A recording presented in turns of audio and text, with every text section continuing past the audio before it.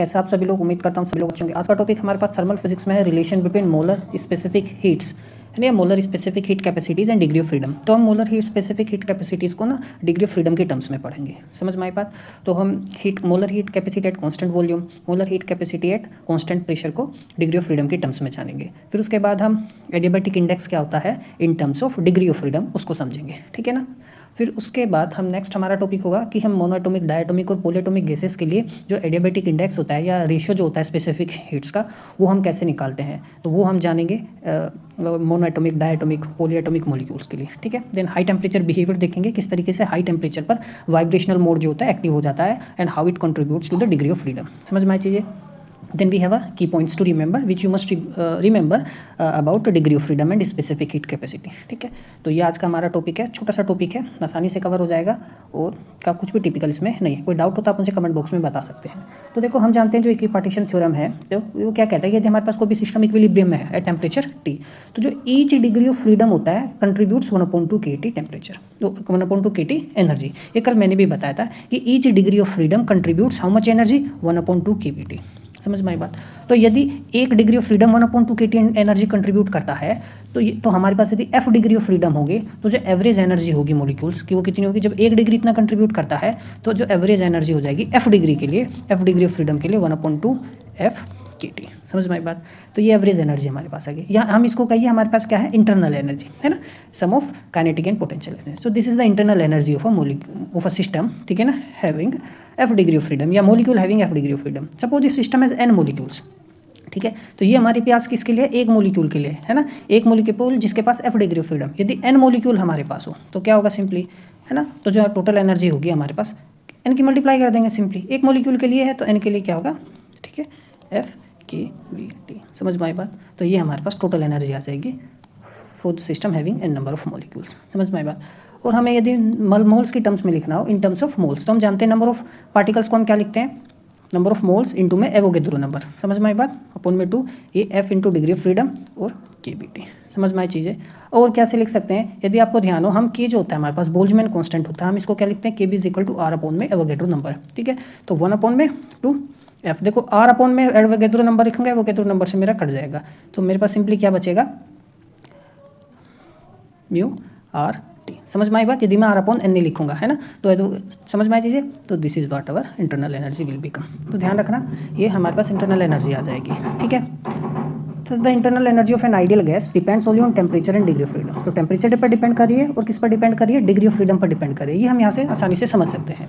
तो यदि हम molar specific heat at constant volume की बात करें, है ना, molar specific heat at constant volume, तो क्या होगा, 1 में म्यू, ठीक है, डेल यू अपॉन में del T at constant volume. यदि हम स्पेसिफिक हीट जो मोलर की ना बात करते हैं तो यहाँ नंबर ऑफ मोल्स नहीं लिखेंगे हम, समझ में आई बात, ठीक है। क्या लिखते हैं, यदि आपको ध्यान हो, मास, सिंपली मास आता है। यदि हम स्पेसिफिक हीट की बात करते हैं तो सिंपली मास आता है। जैसे आपको ध्यान हो, जैसे मैं आपको बताऊँ, हमारे पास सपोज मेरे पास हीट कैपेसिटी की यदि मैं बात करूँ तो एनर्जी अपॉन में डेल टी लिख सकता हूँ मैं सिंपली, ठीक है। यदि मैं मास से डिवाइड कर देता हूँ तो मेरे पास सिंपली क्या आएगा, स्पेसिफिक हीट कैपेसिटी। और यदि मैं नंबर ऑफ मोल से डिवाइड करता हूँ तो मोलर स्पेसिफिक हीट कैपेसिटी हम उसको बोलते हैं। तो ये चीज़ें हमने काफ़ी डिटेल में डिस्कस की हैं, समझ में आई चीज़ें। तो यदि मैं यहाँ पर देखो उसको टेम्परेचर के रेस्पेक्ट में डिवाइड करूँगा तो सिंपली मेरे पास देखो क्या आ जाएगा, म्यू से म्यू कटेगा और ये मेरे पास 1/2 F इंटू में R, ये मेरे पास आ गया, समझ में आई बात, इसको डिवाइड करने पर टेम्परेचर के रेस्पेक्ट में।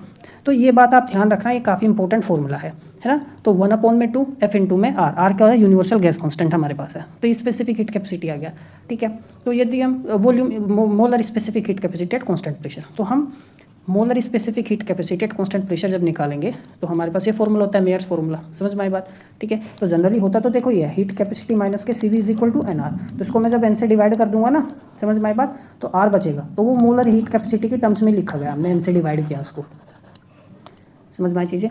तो देखो ये मेरे पास सिंपली क्या आ जाएगा, यहाँ पे 1/2 FR प्लस में R, ठीक है।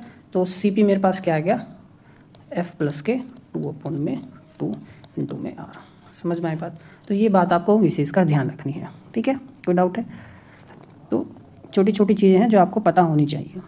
जो एडियाबैटिक इंडेक्स होता है या ratio of specific heat capacity होता है हमारे पास, इट इज़ CP अपॉन में CV। अब चाहे हीट कैपेसिटी हो का रेशियो या स्पेसिफिक हीट कैपेसिटी का रेशियो या मोलर स्पेसिफिक हीट कैपेसिटी का रेशियो सेम ही होगा, समझ में आया, ठीक है। तो हम लिख सकते हैं सिंपली Cp को ये F प्लस पे 2, ठीक है, अपॉन में क्या आ जाएगा मेरे पास सिंपली F, है ना। दोनों को Cp और Cv की वैल्यू रख दी मैंने यहाँ पे, देखो R से R कट गया, 1/2 से 1/2 कट गया, या मैं इसको 1 प्लस के 2 अपॉन में F भी लिख सकता हूँ। तो ये ध्यान रखना। तो जो एडियाबैटिक इंडेक्स है या ratio of specific heat capacity है, वो सिर्फ डिग्री ऑफ फ्रीडम पर निर्भर कर रहा है ना। और जैसे जैसे डिग्री ऑफ फ्रीडम की वैल्यू इंक्रीज होगी, समझ में आया, तो देखो ये वैल्यू घटेगी अब, ठीक है। समझ में आया मैं कहना क्या चाह रहा हूँ। यदि हमारे पास जो F है, F का वैल्यू आप क्या करो, सपोज F का वैल्यू मैंने ना इंक्रीज़ किया, तो डिनोमिनेटर में बहुत ज़्यादा वैल्यू है, तो डिवाइड जब होगा तो कम आएगा, समझ में आया, ठीक है। तो ये इसकी वैल्यू क्या आएगी, कम होगी। यदि डिनोमिनेटर में यहाँ बहुत कम वैल्यू होगी, F की वैल्यू जो है वो कम होगी, तो डिवाइड होकर ज़्यादा आएगा, तो गामा की वैल्यू जो है ज़्यादा होगी। समझ में आई बात, ठीक है। तो यदि डिग्री ऑफ फ्रीडम जो है डिक्रीज होगा, कब, जब F इंक्रीज होगा, और F यदि डिक्रीज होगा तो गामा जो है एडियाबैटिक इंडेक्स है वो इंक्रीज होगा, ठीक है ना। समझ में आई बात। इनवर्सली प्रोपोर्शनल एक तरीके से हम कह सकते हैं, क्योंकि 1 तो हमारे लिए कांस्टेंट हो गया ना, ठीक है।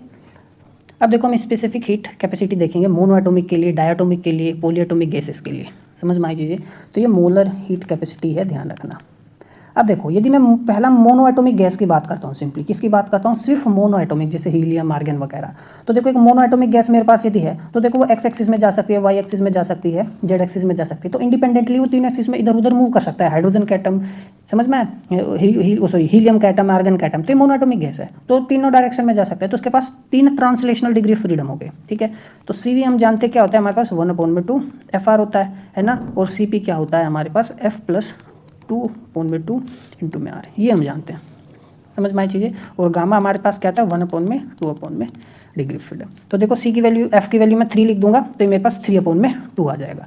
तो यहाँ पे 3 लिखूंगा मैं, तो 3 + 2 ये कितना हो जाएगा, 5/2। यहाँ 3 लिखूंगा तो ये मेरे पास क्या आ जाएगा, 5/3। तो मोनो एटॉमिक गैस के लिए हमने सिंपली निकाल लिया, समझ में आया, ठीक है। अब देखो क्योंकि मोनो एटॉमिक गैस में सिर्फ ट्रांसलेशनल डिग्री ऑफ फ्रीडम होगा, एक ही एटम है मेरे पास, है ना, वो इधर उधर, इधर भी जा सकता है, इधर भी जा सकता है, इधर भी, कहीं भी, तो 3 डिग्री ऑफ फ्रीडम हो गई। बात करें हम डाई एटॉमिक गैस की, है ना। अब ध्यान से देखो, यदि मैं डाई एटॉमिक गैस की बात करूँ, तो डाई एटॉमिक गैस का सबसे अच्छा एग्जाम्पल क्या है मेरे पास, हाइड्रोजन ही है, ये हाइड्रोजन गैस हो गई, ठीक है। अब हाइड्रोजन गैस के पास देखो क्या होगा, ये x axis, y axis, z axis में ये मॉलिक्यूल चला जाएगा, तो 3 ट्रांसलेशनल डिग्री ऑफ फ्रीडम इसके पास है, ठीक है। और दूसरा क्या है, ये रोटेट भी कर सकता है, क्या कर सकता है, रोटेट भी कर सकता है, ठीक है। अब ध्यान से बात को देखना, कैसे रोटेट करेगा। देखो ये मेरे पास जो हाइड्रोजन मॉलिक्यूल है, ठीक है ना, तो ये तो मॉलिक्यूलर एक्सिस होगी, तो मॉलिक्यूलर एक्सिस के परपेंडिकुलर एक्सिस एक तो ये है, ठीक है, इसके अबाउट रोटेशन हो सकता है, और इसके अबाउट क्या हो सकता है, रोटेशन हो सकता है। समझ में आया, ठीक है ना। अच्छा, तो कितने रोटेशन आ गए, रोटेशनल डिग्री ऑफ फ्रीडम कितने हो गए मेरे पास, 2। आप कहोगे 3 होने चाहिए, है ना। देखो जैसे भाई 3 एक्सिस है, परपेंडिकुलर म्यूचुअल एक्सिस 3 है, तो एक तो इस एक्सिस के अराउंड रोटेशन हो गया, समझ में आया, एक इस एक्सिस के अराउंड रोटेशन होगा। आप कहोगे इस एक्सिस के अराउंड क्यों नहीं होगा, क्योंकि देखो ये क्या मॉलिक्यूलर एक्सिस है। अब इस एक्सिस के अराउंड रोटेशन करके देखो, लेकिन जब रोटेशन करोगे तो मॉलिक्यूल अनचेंज्ड रहेगा, रोटेशन करने के बाद भी मॉलिक्यूल क्या रहा, अनचेंज्ड। समझ में आया, ठीक है। पहली तो बात ये। दूसरा, और मोलिकुलर मतलब कुछ भी नहीं पता चलेगा हमारे पास, जो उस एटम की जहाँ पोजीशन थी वो वहीं है, पोजीशन चेंज नहीं हुई है उस एटम की बिल्कुल भी। आप इसको जब रोटेट करोगे तो क्या इस एटम की पोजीशन चेंज हुई है, रोटेशन से नहीं हुई है, ये वहीं पर है। यदि इस एक्सिस के अराउंड रोटेशन होगा तो इसलिए हम इसको लेंगे नहीं, तो 2 ही रोटेशन हो गए, समझ में आया। तो 2 रोटेशन, तो 3 और 2 कितने हो गए, 5। तो टोटल डिग्री ऑफ फ्रीडम कितने हैं, 5। ये रूम टेम्परेचर की मैं बात कर रहा हूँ, किसकी, रूम टेम्परेचर। तो डायटोमिक में रूम टेम्परेचर में कितनी डिग्री ऑफ फ्रीडम, 3।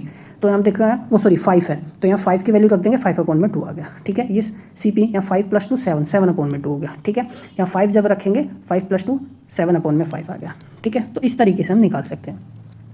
अब देखो डायटोमिक को मैं हाई टेम्परेचर पर यदि बात करूं, तो हाई टेम्परेचर पर ना वाइब्रेशन भी होने लगते हैं। क्या होने लगते हैं, वाइब्रेशन। तो देखो 3 ट्रांसलेशनल होंगे, 2 रोटेशन हो गए, ये बात हमने जान ली, समझ में आया।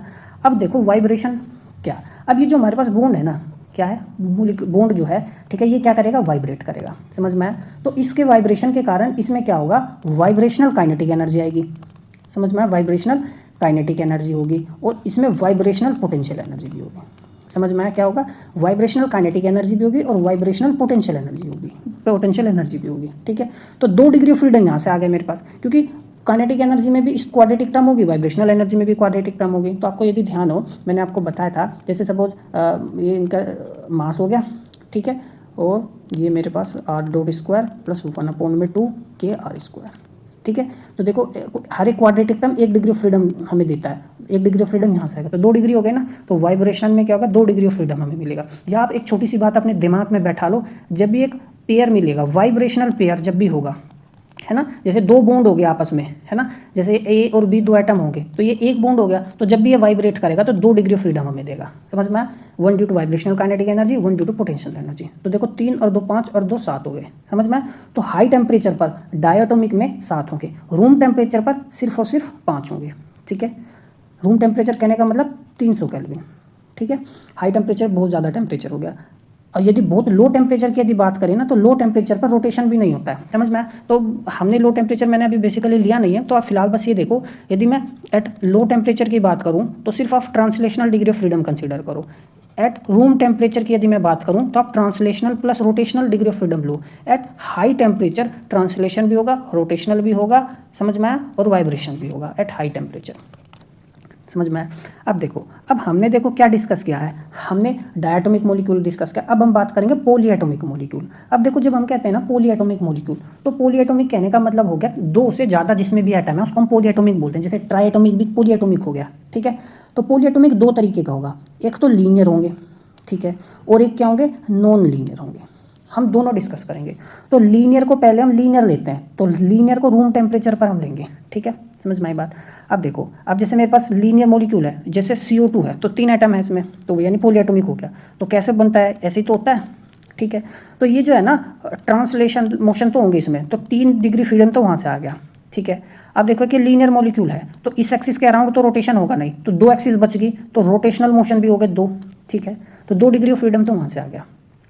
अब देखो इसके अंदर ना, अब तो ये रूम टेम्परेचर पर ले रहा हूँ मैं सिर्फ, तो 3 और 2 कितने हो गए, 5 बस। तो देखो 5 डिग्री फ्रीडम आ गए। इस तरीके से हम CP भी निकाल सकते हैं। तो CV हमारे पास क्या था, 1/2 FR।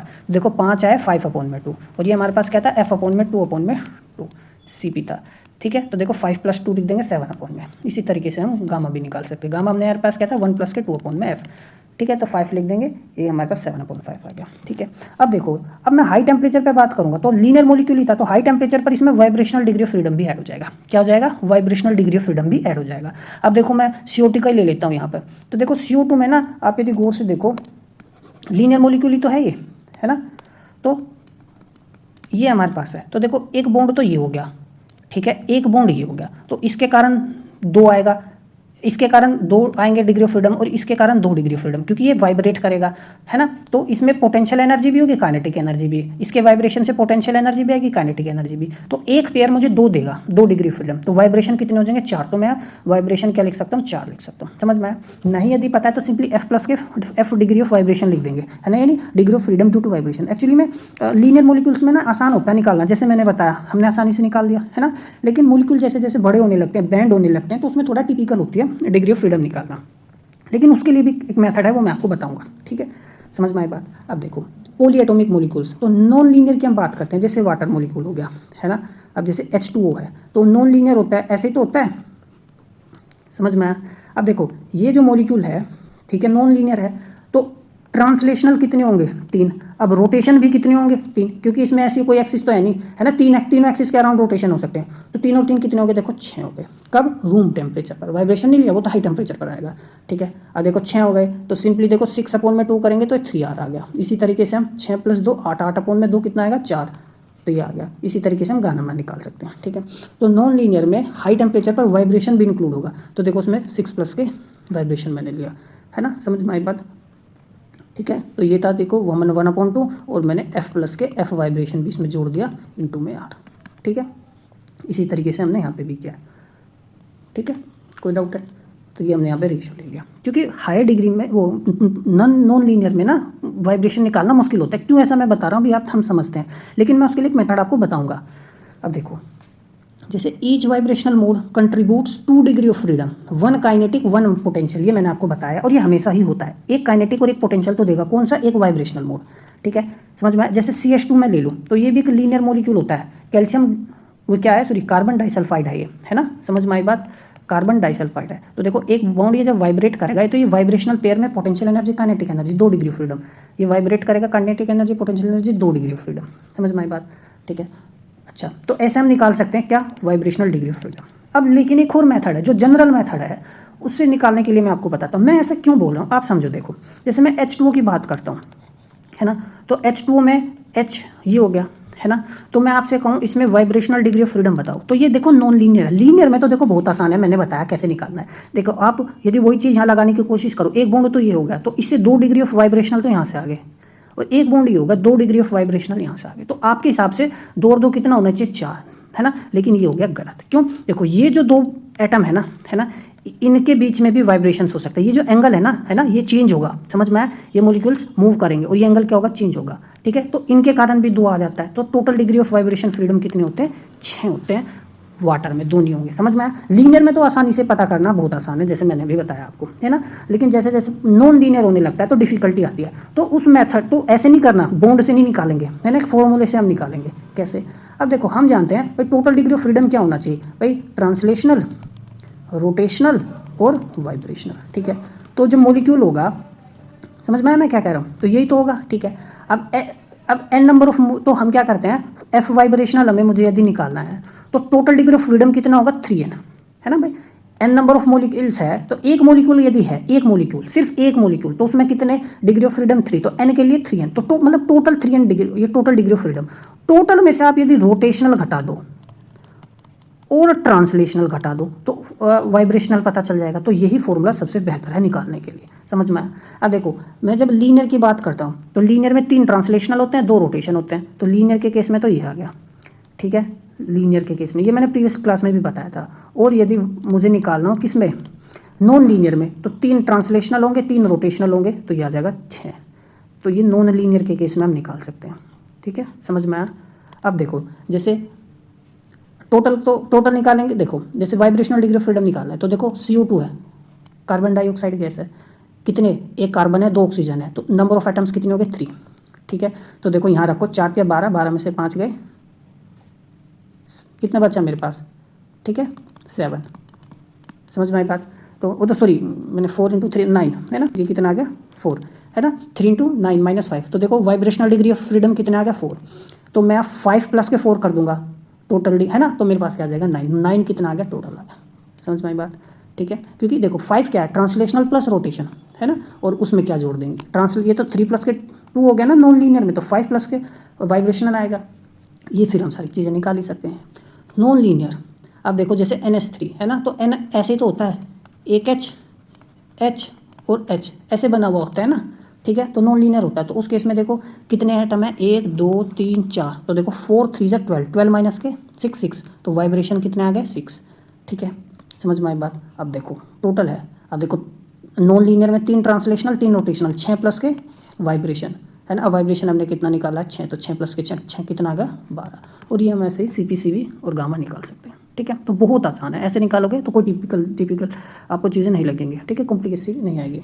तो जो इंटरनल एनर्जी है वो आइडियल गैस की, हमने क्या क्या देखा, इंटरनल एनर्जी हमने देखा सिर्फ टेम्परेचर पर निर्भर करती है और डिग्री ऑफ फ्रीडम पे। तो इंटरनल एनर्जी हमारे पास कितनी थी, 1/2, ठीक है, F और T, यही तो आई थी हमारे पास, समझ में आई बात। और ये क्या है हमारे पास, म्यू, नंबर ऑफ मोल्स। तो नंबर ऑफ मोल्स कांस्टेंट हो गए, R कांस्टेंट हो गया, 2 कांस्टेंट है, तो F और T पर डिपेंड करती है, डिग्री ऑफ फ्रीडम और टेम्परेचर पर। वाइब्रेशनल डिग्री ऑफ फ्रीडम जो है लो टेम्परेचर पर नहीं होते, सिर्फ हाई टेम्परेचर पर ही आपको मिलते हैं। ऑर्डिनरी टेम्परेचर पर भी नहीं होते, लो टेम्परेचर पर भी नहीं होते मॉलिक्यूल, क्योंकि इतनी एनर्जी नहीं होती कि वो वाइब्रेट कर सके, है ना, ड्यू टू क्वांटम इफेक्ट्स।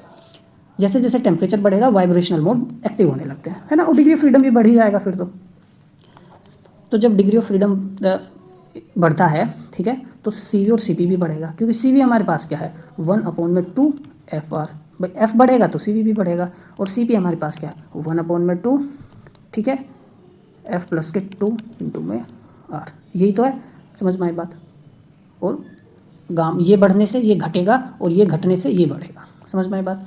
5वां देखो लो टेम्परेचर पर, जैसे मैंने भी बताया था, बहुत ज़्यादा लो यदि टेम्परेचर है ना तो सिर्फ ट्रांसलेशनल होगा, ट्रांसलेशनल डिग्री ऑफ फ्रीडम होगा, ट्रांसलेशनल मोशन होगा, रोटेशन नहीं होता मॉलिक्यूल्स में बिल्कुल भी, वाइब्रेशन नहीं होता मॉलिक्यूल्स में बिल्कुल, यदि हम लो टेम्परेचर की बात करें, ठीक है। तो लो टेम्परेचर पर, ठीक है, सिर्फ और सिर्फ ट्रांसलेशनल मोशंस होंगे, ट्रांसलेशनल डिग्री ऑफ फ्रीडम होगा। मैं रूम टेम्परेचर की यदि बात करूं तो ट्रांसलेशनल मोशंस भी होंगे और रोटेशनल मोशंस भी होंगे, है ना।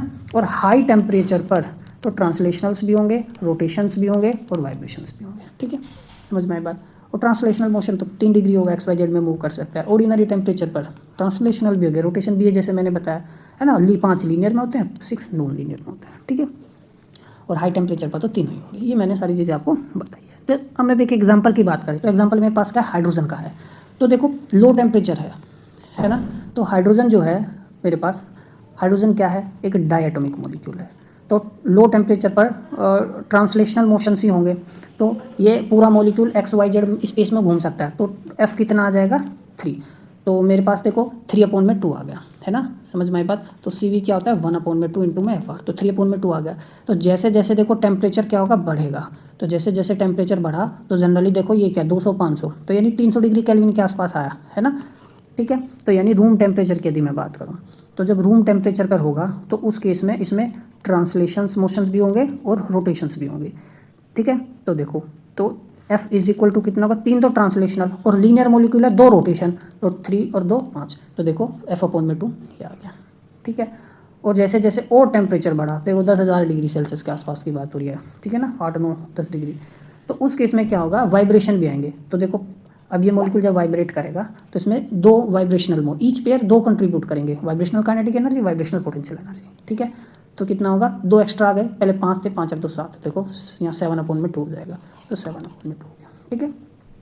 सो this is what was the relation, और we can say that molar specific heat capacity in terms of degree of freedom, ठीक है। If you have any doubt then you can drop the question in the comment box, I will try my best to solve it, ठीक है। आज थोड़ा हो सकता है sound थोड़ा लो हो, है ना, तो प्लीज़ टॉलरेट। मैं पूरी कोशिश कर रहा हूँ आपको पढ़ाने की, लेकिन चीज़ें कुछ वर्कआउट नहीं हो रही है, ठीक है। तो होप फॉर द बेस्ट।